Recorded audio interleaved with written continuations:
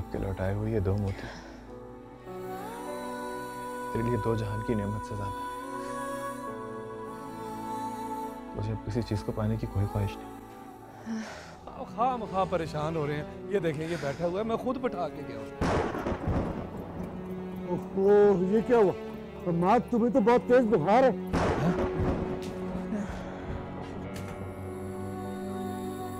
अभी आपको तो बहुत तेज बुखार हो रहा है, आपका पूरा जिस्म तप रहा है। मैं अब्बा को बताती हूँ। कुछ नहीं हुआ आया, कुछ नहीं हुआ मुझे।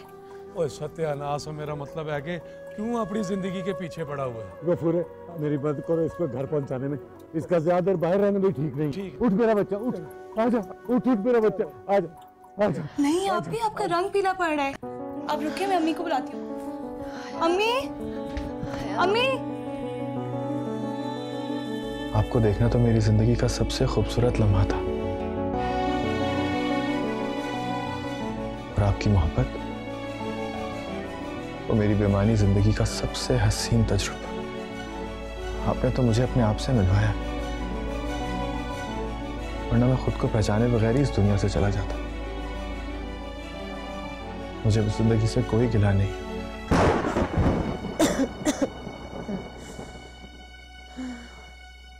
अब्दुल्ला भाई, बात सुने।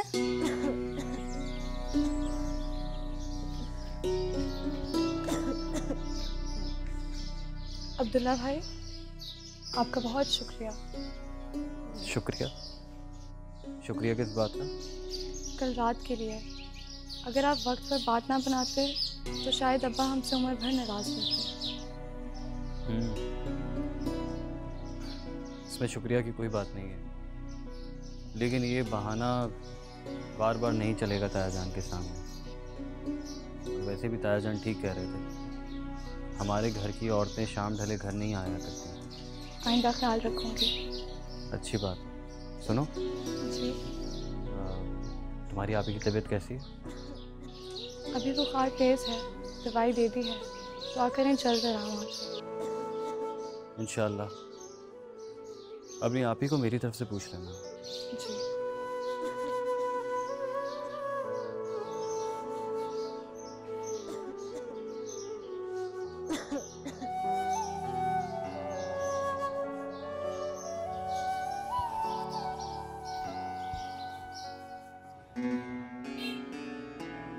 अस्सलाम वालेकुम फजलू चाचा।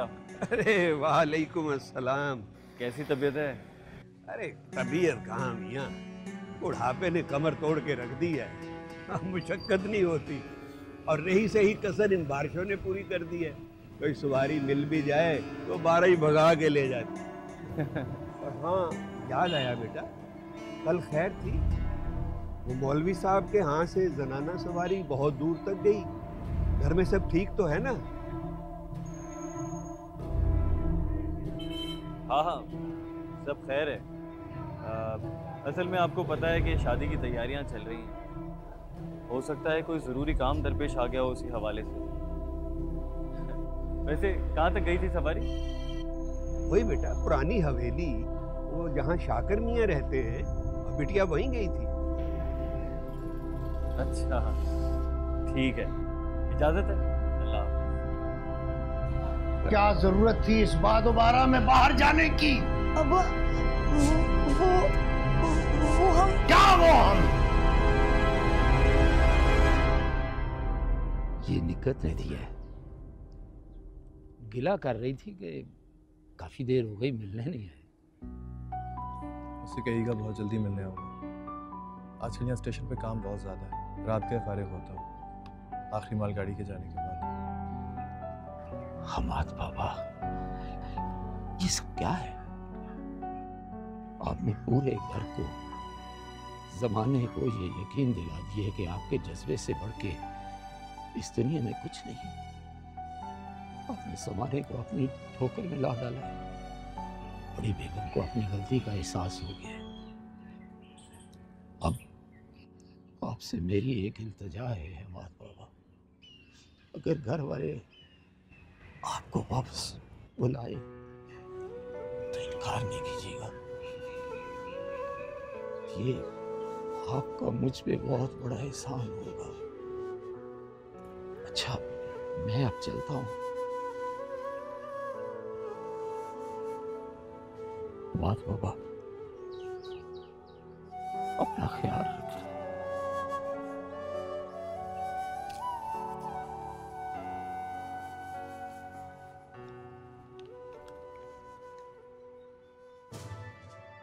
भाई, मैं जानती थी कि आपके जज्बों के सामने कोई नहीं टिक पाएगा। अस्सलाम वालेकुम। वालेकुम सलाम। शाकिर चचा हैं? नहीं जी, वो तो सुबह ही सवेरे अपनी ड्यूटी पर चले जाते हैं। आपको कोई काम है तो अंदर से बुलाऊं किसी को? आपके जुनून के आगे तो ईमान जैसी लड़की को भी सर झुकाना ही पड़ा। रशीदा, क्या हाल है इसका? मामी जी, बुखार तो टूटने का नाम नहीं ले रहा। लेकिन वो बहुत नाजुक, बहुत मासूम लड़की है। आप इसके लिए दुआ जरूर कीजिएगा, क्योंकि जिस दिन से वो आपसे मिलकर गई है, दिन रात बुखार में तप रही है। जो मैं दवा लाया था हकीम साहब से, क्या उससे फाका नहीं हुआ? मैं तो कहती हूँ अब शाकिर भाई से कहकर बड़ी डॉक्टर ने को बुलवा लो। हमाद साहब भी तो आए हुए ना आजकल। तबीयत कैसी है उनकी? आते जाते रहते होंगे यहाँ पे? देखिए, रुखसती के दिन करीब है, मैं इसे संभालूं या दूसरी तैयारियां करूं? घर वाले समझते हैं कि बारिश में भीग जाने की वजह से इसे सर्दी लग गई है, लेकिन मैं जानती हूँ कि इस जज्बे की शिद्दत जो आपकी मोहब्बत ने इसके दिल में जगाई है, पहली मर्तबा। ये सब कुछ मेरी वजह से हो रहा है। हर हफ्ते आ जाते थे अपने दोस्तों के साथ हल्ला गुला करने के लिए, अब कुछ अलबत्ता कम आते हैं। हाँ, कल आए थे बरसती बारिश में। आपको कोई काम है? मैंने उस नाजुक सी लड़की की रगों में इश्क का ये नील को जहर उतारा है, और लोग मुझे से तरियाक की उम्मीद भी कर रहे हैं। क्योंकि इससे पहले वैसे किसी भी जज्बे से अनजान थी। खुदा करे कि उसकी मासूम रूह इस तपती आग को झेल पाए।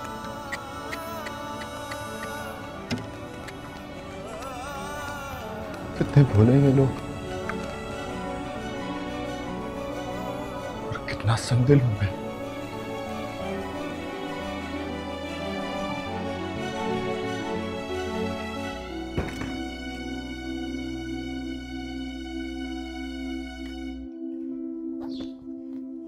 अस्सलाम वालेकुम तायाजान।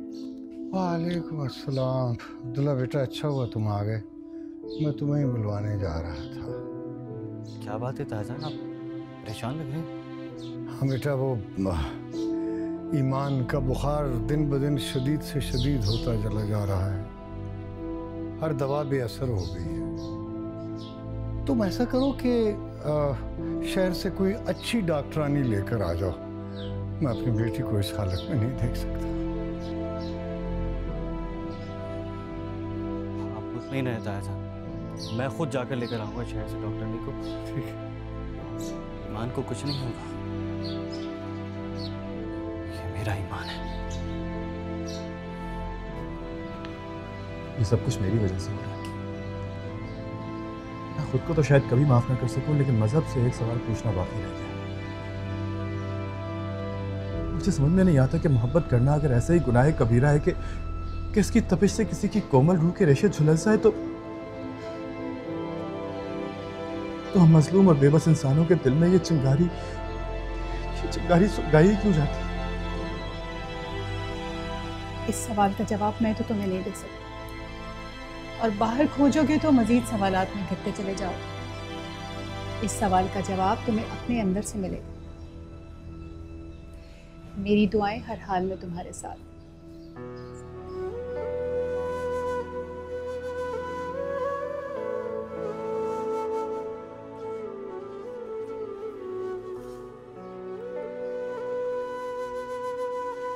मुझे पूरा यकीन तुम्हारे अंदर ये जलती हुई आग एक दिन तुम्हारी राह की मशल बनकर तुम्हें रास्ता दिखाएगी।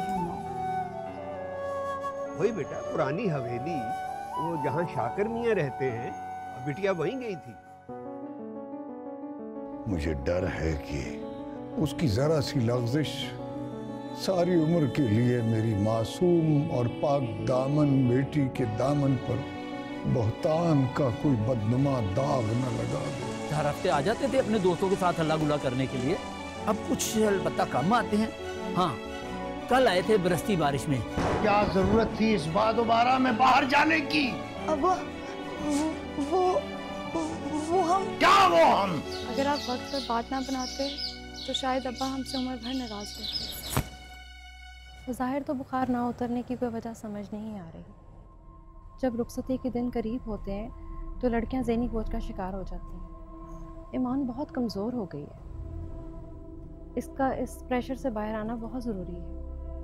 यूँ मुसलसल बुखार रहना भी उसके लिए ठीक नहीं है। घर में जो कोई भी है उसे चाहिए कि उसका दिल का बोझ हल्का करे। उसका इस प्रेशर से बाहर आना बहुत ज़रूरी है।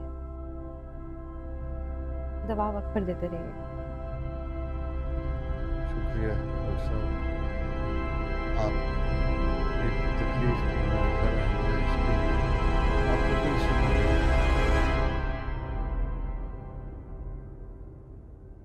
लेकिन वो बहुत नाजुक, बहुत मासूम लड़की है।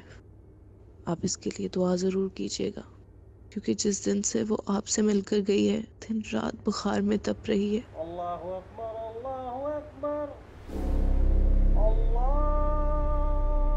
तेरी फरियाद में बड़ा असर है बाबू, तो खुद भी नहीं जानता। तेरी एक कहा ना लोहे को पिघला के रख सकती है। मुझे यकीन है रब सोना तेरी फरियाद जरूर सुने। कि इस जज्बे की शिद्दत जो आपकी मोहब्बत ने इसके दिल में जगाई है, पहली मर्तबा। तुम देखना, यही मजहब तुम्हें तुम्हारा असली रास्ता दिखा देगा। मैं आपसे एक वादा लेने आई हूँ, खुद को कभी अजियत ना देने का वादा। यकीन ना हो तो आजमा के देख लेना, मजहब से अच्छा दोस्त और कोई नहीं है। आप मेरी बात मानेंगे ना? मुझे आपसे आपका वादा चाहिए हमाद।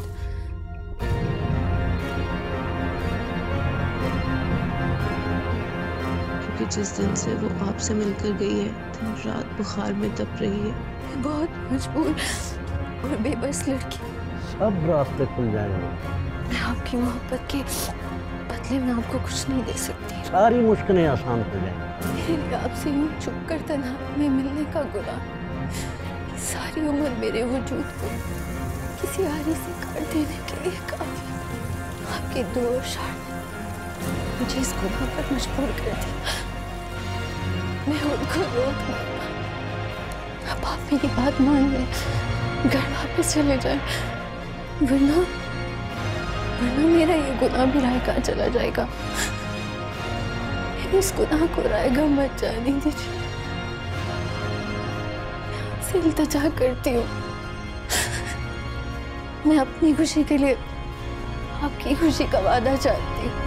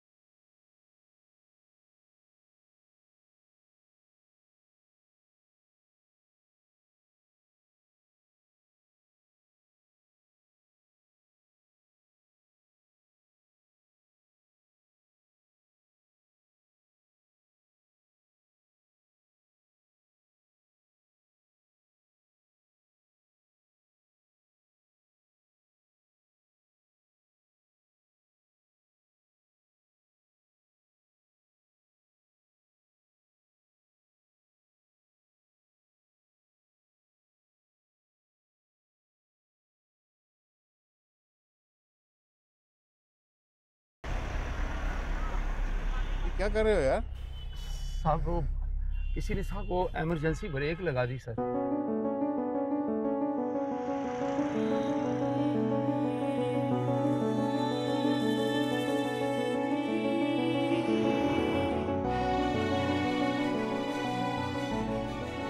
ध्यान से, आराम से।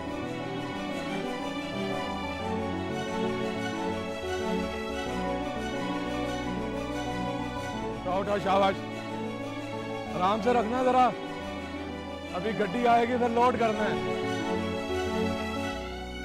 अस्सलाम वालेकुम। वालेकुम अस्सलाम। आप हमाद होता है यहाँ पे, कहाँ मिलेगा? हमाद बाबू तो आपको यहीं मिलेंगे जी। मेरा मतलब है कि आप कौन है? मेरा नाम अब्दुल्ला है, मैं मौलवी अलीम का भतीजा हूँ। अच्छा अच्छा अच्छा, आप जी इधर ही ठहरे, मैं जरा हमाद बाबू को भेजता हूँ आपकी तरफ। बहुत शुक्रिया।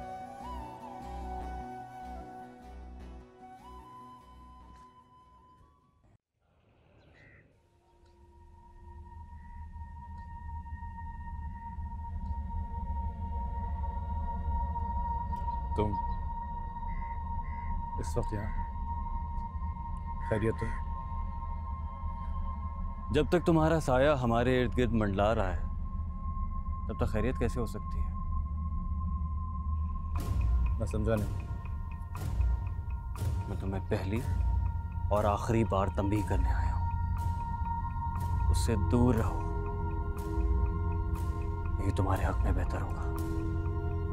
ये मशवरा या धमकी मुझे एक मंगेतर दे रहा है, या एक बार फिर तुम्हारे भेस में मजहब मेरे सामने सीना ताने खड़ा है? अपने घर की इज्जत बचाने के लिए मुझे कोई भी रूप धारना पड़ा मैं धार लूंगा, लेकिन बस अब बहुत हो गया।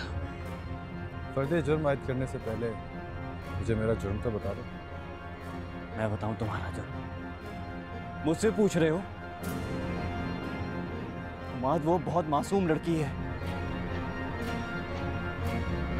उसे ऐसे दोहराए पे लाकर खड़ा मत करो कि उसके लिए वापसी नामुमकिन हो जाए। क्या मेरे मालिक मुझे माफ कर दे। मैं जानती हूँ मैंने एक नामहरम से छुपकर मिलने का गुनाह किया है। मुझसे जो सरजद हुआ उसकी माफी आसान नहीं है। हमारे घर की लड़कियों को इन मोहब्बत की भूल भुलैयों का नहीं पता, वो नहीं जानती ये सब कुछ। खुदा के वास्ते अपनी मोहब्बत का जाल समेटो और चले जाओ यहाँ से कहीं दूर। मेरी रिहाई तो खुद मेरे सयाद के हाथ में नहीं, बस दुआ करो कि उसकी रुखसती से पहले मेरी सांसें बंद हो जाए। मैं सिर्फ तेरी रहमत की तलबकार हूँ। मेरी गलती की सजा बहुत बड़ी है, मगर मेरे बूढ़े बाप की दुआओं के सदके मुझे माफ फरमा दे, वरना मैं जीते जी मर जाऊंगी। काश काश मैं तुम्हें ये बददुआ दे सकता।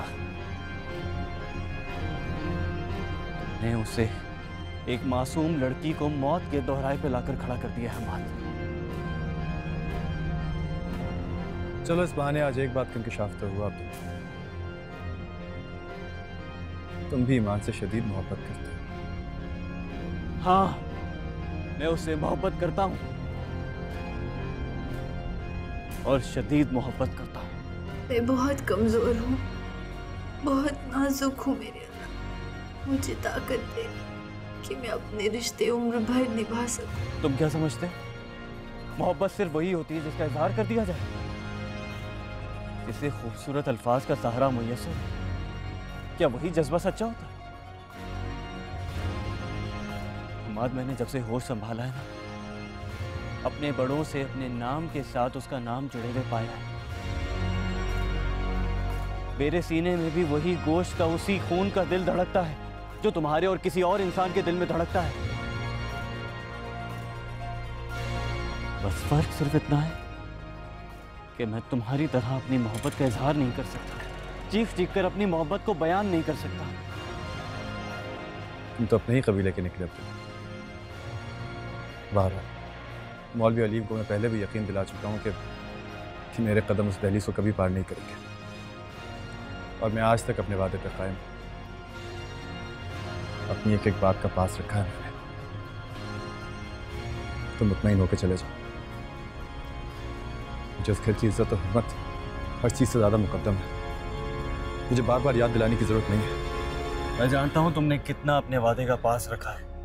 मेरा पर्दा रखना मेरे अल्लाह, मुझे सब्र, हिम्मत और इस्तिकामत देना कि मैं नामहरम के सामने इकरार के गुनाह की बोझ को झेल पाऊं। लेकिन अगर तुम्हारी दीवानगी की वजह से किसी और के कदम उस घर की चौखट से बाहर निकले तो क्या मौलवी साहब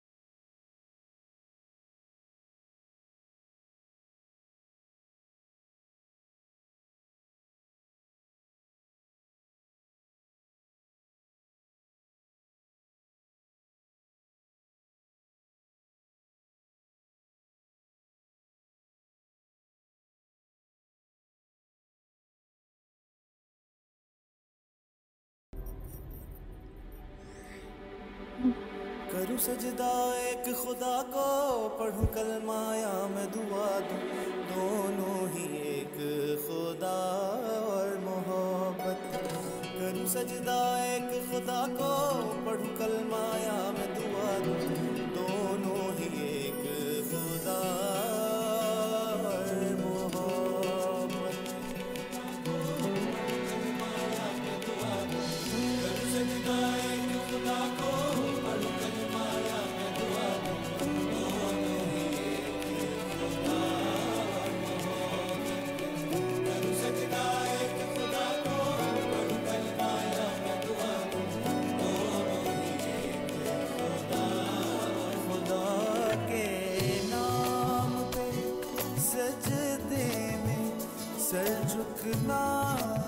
पूरे काम बता।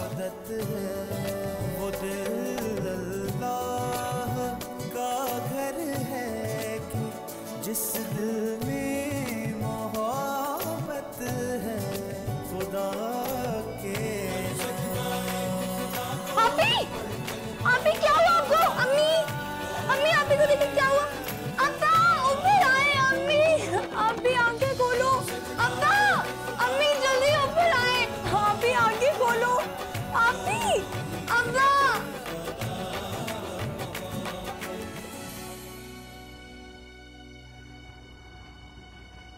ये मोहब्बत नहीं, दीवानगी है। अपनी हालत देख यार।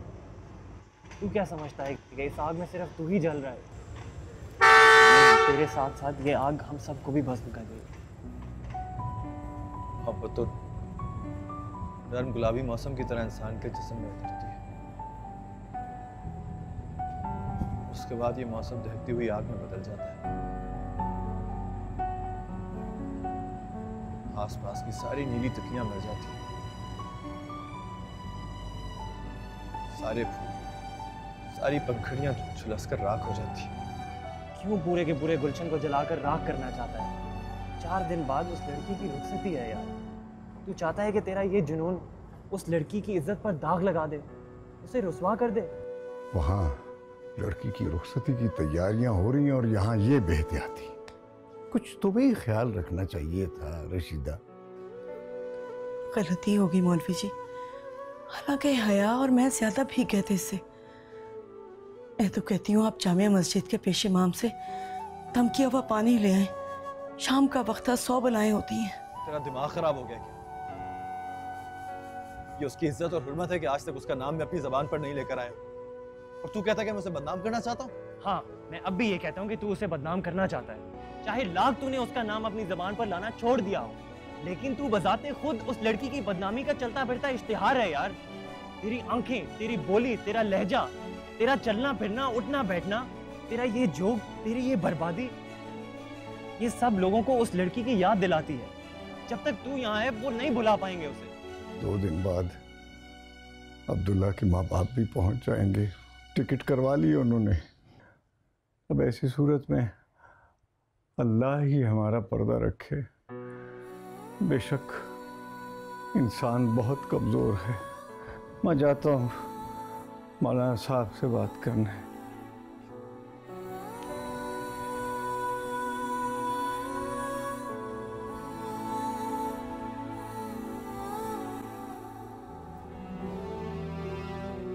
अच्छा, तू क्या चाहता है? मैं फिर से उन घमंडी और मगरूर लोगों की दुनिया में वापस चला जाऊं जो इंसान को हकीर कीड़े मकोड़े से ज्यादा कुछ नहीं समझते। Very good. आज उनके साथ मिलकर तू नहीं की बोली बोल रहा है ना? मैं ये हरगिज नहीं चाहता कि तू वापस उन लोगों के पास जाए जिन्होंने तेरा दिल तोड़ा। देख, आंटी को अपनी गलती पर एहसास हो चुका है। तू अगर अंकल की वजह से वापस नहीं जाना चाहता तो तू चल, मेरे साथ चल। अपने लिए नहीं, हमारे लिए नहीं, उस शरीफजादी के लिए ही सही।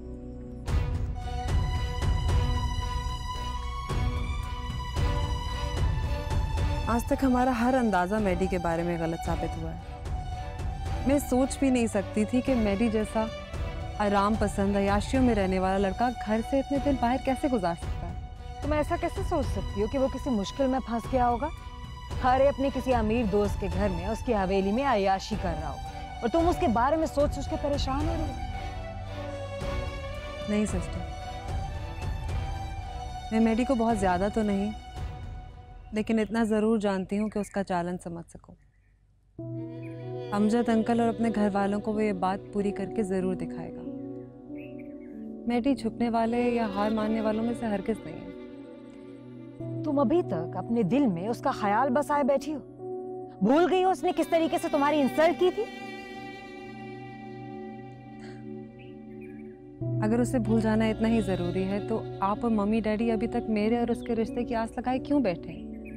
क्यों नहीं भूल जाते उस टूटे हुए रिश्ते को? रिश्ते जबरदस्ती नहीं होते अमजद। गोगे हमारी दोस्ती बरसों पुरानी है, लेकिन ये आजकल की नौजवान नस्ल रिश्तों की अहमियत को नहीं समझती। इनका एक अपना नजरिया है, अपनी सोच है। They don't care. समझता हूँ जो आप कह रहे हैं। हमाद की हठधर्मी की वजह से जिस शर्मिंदगी और नदामत मुझे हुई है उसका जिक्र बारहा मैं आपके सामने कर चुका हूँ। लेकिन बाखुदा मेरी आज भी ख्वाहिश है कि आपकी बेटी मेरे घर की बहू बने। इसीलिए मैं आपसे रिक्वेस्ट करता हूँ कि कोई भी फैसला जल्दबाजी में मत कीजिएगा। उसने हमारी फैमिली की इंसल्ट की है, तुम्हारा रिश्ता ठुकरा कर, और इस बात को मैं बिल्कुल भी माफ नहीं कर सकती। उससे तो मैं खैर इस बात का बदला ले ही लूंगी, लेकिन खैर मेरा पहला टारगेट तुम्हारी और उसकी शादी करवाना। एक बार यह हो जाए। यही फर्क है आपके और मेरी सोच के दरमियान। आपने इसे हार और जीत का मसला बना लिया और मैं इससे बहुत आगे निकल चुकी हूँ। सच बताऊं अबरीना, अब अगर मैडी वापस आ भी जाता है तो मैं उसे वो इज्जत नहीं दे सकती जिसका वो हकदार है। अब मैडी को जीतना ही होगा। मेरे मालिक, मेरे मौला, मेरी बच्ची बहुत मासूम है। उसने जिंदगी की कोई भी खुशी दामन भर के नहीं देखी। उसका बुखार उतार दे मेरे अल्लाह, उसे सेहतमंद कर दे, उसकी बीमारी दूर कर दे मेरे अल्लाह। दूसरों के किए की सजा मेरी बच्ची को न दे मेरे मौला। मेरे मौला, ये आजिज़ बंदा तेरे आगे गिड़गिड़ा कर फरियाद कर रहा है। मेरी दुआओं का मान रख ले मेरे मौला। मेरी दुआओं का मान रख ले, मेरी दुआओं का मान रख ले।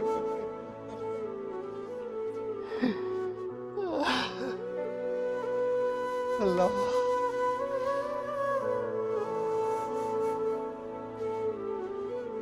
अब्दुल्ला मियाँ, तुम कब आए? मुझे पता ही नहीं चला। ईमान की तबीयत कैसी है? बुखार नहीं उतर रहा उसका। कैसी है?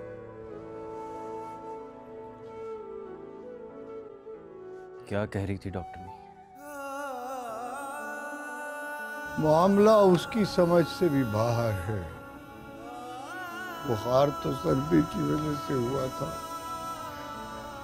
लेकिन दवा को अब तक असर तो कर लेना चाहिए था ना।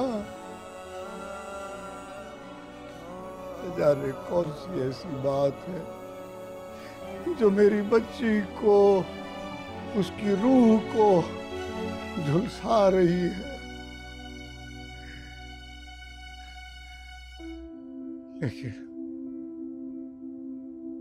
अल्लाह बड़ा कारसाज है, वो जरूर बेहतर करेगा। बड़ी अजीब बात है अब जरूर बेहतर करेगा। इतनी शदीद मोहब्बत का दावा भी करती है और यकीन कामिल से भी महरूम हो अपनी मोहब्बत पर। हर एक बात पे कहते हो तुम कि तू क्या है। अगर किसी ने गलती से अपने घर की चौखट पार कर दी है तो जानते हो क्यों? सिर्फ उस घर की इज्जत और हुर्मत की दुहाई देने के लिए। तुम ही कहो ये अंदाज़े गुफ्तगू क्या है। तो खुद तुम्हारी अपनी मोहब्बत की रुस्वा। जला है जिस्म जहां, दिल भी जल गया होगा। सिर्फ मुझसे एक वादा लेने के लिए कि मेरी दीवानगी कहीं गलती से किसी के कोरे दामन पे कोई दाग ना लगा। कुरेदते हो जो अबराख, जुस्तजू क्या है।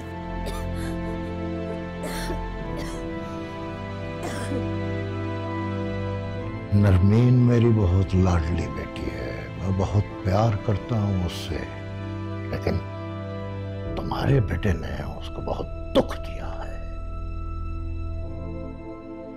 बहरहाल सिकंदर ग्रुप ऑफ कंपनीज के ओनर सिकंदर बख्त की फैमिली रिश्ते के लिए आ रही है, मगर हमने अभी तक कोई प्रॉपर जवाब नहीं दिया। जल्द व देर कोई ना कोई जवाब तो देना ही पड़ेगा। और वैसे भी मैं एक पागल आशिक मिजाज जुनूनी के लिए अपनी बेटी को बैठा कर नहीं रख सकता। हम मात को सिद्दीक के साथ स्टेशन पर लेकर गए, लिहाजा तुम दोनों इत्मीनान से बात कर सकते हो। बात तो अभी तक आप जान ही चुकी होंगी। हमारे भाई हमारी नहीं सुनेंगे। एक सिर्फ आप ही आसरा रह गई हमारे पास।